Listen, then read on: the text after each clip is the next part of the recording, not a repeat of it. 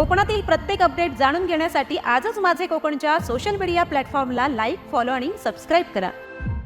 जिल्हा परिषद निवडणुका जवळ आल्याच्या पार्श्वभूमीवर कळवंडे गटात राजकीय हालचालींना वेग आला आहे। गाववाडी पातळीवर बैठकींचा धडाका सुरू असून ॲडव्होकेट गीताताई जाधव यांच्या नावावर लोकांकडून शिक्कामोर्तब होत असल्याचे चित्र दिसत आहे।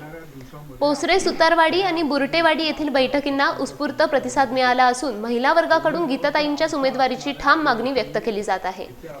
या बैठकांमधून उमटणारा एकमुखी पाठिंबा पाहता कळवंडे गटातील निवडणुकीची रंगत वाढली असून त्या नेमक्या कोणत्या पक्षातून मैदानात उतरणार याकडे सर्वांचे लक्ष लागले आहे।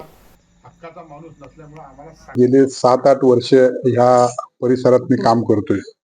खूप अडीअडचणीला इथल्या स्थानिक लोकांना सामोरे जावं लागतंय आणि त्यामध्ये आमच्या महिलांचा जो विषय आहे, मुलांचा विषय आहे, शेतकऱ्यांचा विषय आहे। इथे हाताला काम नाहीये। इथे असणाऱ्या प्रतिनिधींनी, इथल्या आया बहिणींनी, इथल्या असणाऱ्या नागरिकांना कशा पद्धतीने प्रेमाने हात फिरवून या सगळ्या गोष्टी एकात्मतेने पार पाडायला पाहिजे होत्या, त्या कुठेच दिसत नाही।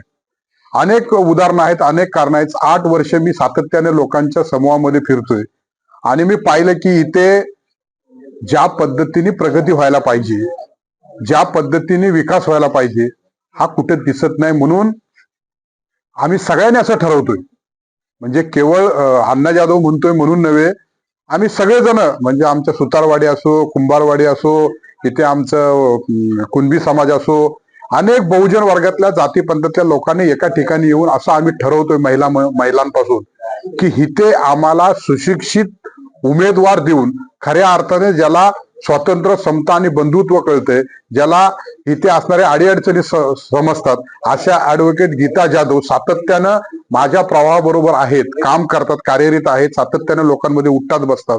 अशांना आम्ही का निवडून देऊ नये असा प्रश्न इथल्या नागरिकांनी केल्यामुळे मी त्याला होकार दिलेला आहे आणि सातत्याने त्यांच्या निवडून येईपर्यंत आम्ही सगळेजण प्रचार करणार, त्यांच्या पाठीमागे उभे राहणार।